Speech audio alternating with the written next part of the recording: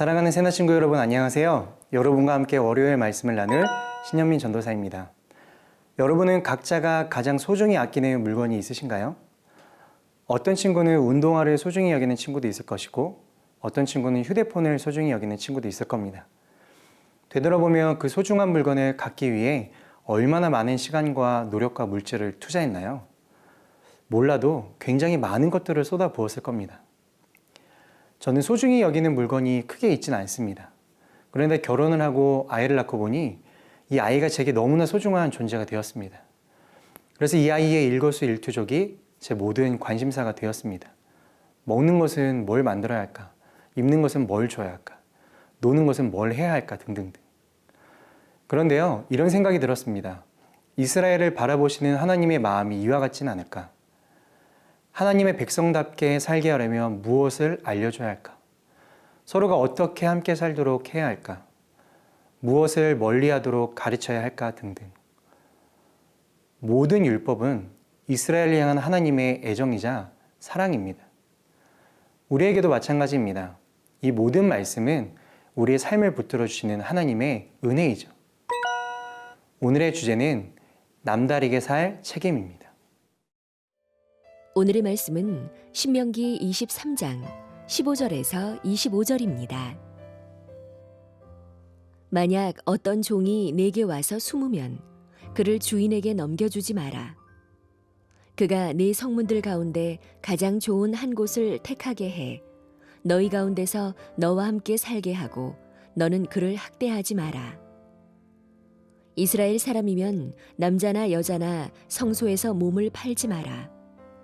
너는 창녀의 몸값이나 개처럼 번 돈을 너희 하나님 여호와의 집에 맹세로 소원하기 위해 가져오지 마라. 이는 이 두 가지 모두 네 하나님 여호와께 가증하기 때문이다. 네 형제에게 꾸어주고 이자를 받지 마라. 돈이든 양식이든 꾸어주는 어떠한 것의 이자도 받지 마라. 이방 사람에게는 이자를 물려도 되지만 네 형제에게는 꾸어주고 이자를 받지 마라. 그래야 네 하나님 여호와께서 네가 들어가 차지할 그 땅에서 네 손이 닿는 모든 일에 복 주실 것이다. 만약 네가 네 하나님 여호와께 약속한 것이 있으면 갚기를 더디게 하지 마라. 네 하나님 여호와께서는 네게 그것을 반드시 요구하실 것이니 그러면 네가 죄 지은 것이 될 것이다. 그러나 만약 드리겠다는 약속을 하지 않으면 죄는 없을 것이다. 네 입술에서 나가는 것은 네가 반드시 지키고 행해야 한다. 네가 네 하나님 여호와께 네 입으로 자진해서 드리겠다고 약속을 했기 때문이다. 만약 네가 이웃의 포도원에 들어간다면 네가 원하는 대로 포도를 먹고 바구니에는 담지 마라. 만약 네가 이웃의 밭에 들어간다면 이삭을 따는 것은 괜찮지만 낫을 대지는 마라. 하나님은 우선적으로 가난하고 소외되고 도움이 필요한 사람에 대해 말씀하십니다. 15, 16절 말씀입니다. 만약 어떤 종이 내게 와서 숨으면 그를 주인에게 넘겨주지 마라. 그가 내 성문들 가운데 가장 좋은 한 곳을 택하게 해 너희 가운데서 너와 함께 살게 하고 너는 그를 학대하지 마라. 여기에 나오는 종은 이방인 중에 종이 된 사람을 얘기하는 것일 겁니다. 왜냐하면 그 당시 이스라엘 민족끼리는 서로를 종으로 삼을 수 없었거든요. 그 당시 종은 주인의 재산으로 여겨졌습니다. 그러다 보니 종을 학대하는 일은 부지기수였고 종이 주인의 학대를 참다 못해 목숨을 걸고 도망치는 일도 있었습니다. 하나님은 이런 종을 주인에게 돌려보내지 말고 자비와 긍휼을 베풀라고 말씀하십니다. 이것을 보면 하나님께서는 이스라엘 민족에게만 긍휼의 마음을 갖고 계신 것이 아님을 알게 됩니다. 이방인이라 할지라도 그 사람도 역시 하나님의 형상으로 지음받은 존재라는 것이죠. 이처럼 하나님의 자비와 긍휼은 하나님께로 나오는 모든 자에게 주시는 조건 없는 은혜입니다. 그러나 이런 은혜가 모든 자에게 주어지는 것은 아닙니다. 17, 18절 말씀을 보면 이스라엘 사람 중에 몸을 팔거나 부정한 행위로 돈을 번 사람들에게 있어서는 하나님의 자비가 없습니다.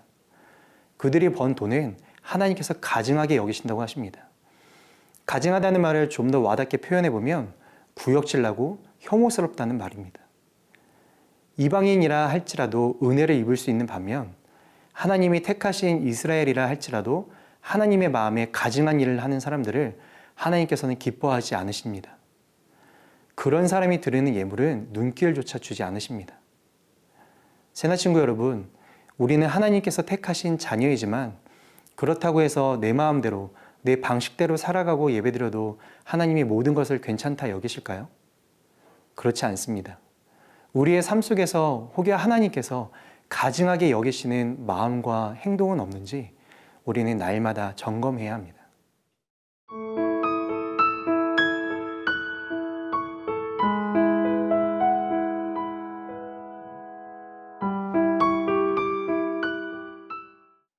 이어서 이스라엘 동족끼리는 어떤 종류의 이자도 받지 말라 하십니다. 형제 가족이기 때문입니다. 어려운 상황에 처해 돈을 빌리는 형제를 돕는 사람을 기뻐하고 복주겠다고 하십니다. 그런데 이런 법 때문에 이웃에게 돈이나 물건을 빌린 후에 의도적으로 갚기를 미루는 사람들도 분명 있었을 겁니다.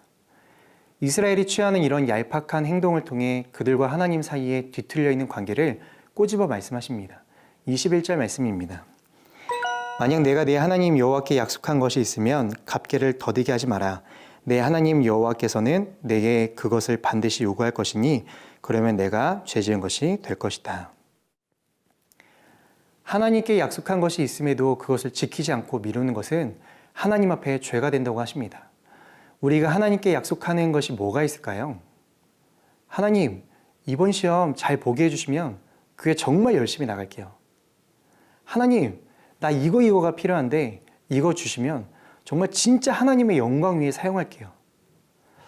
여러분 혹시 이런 조건을 건 약속을 하나님께 해본 경험이 있지는 않나요?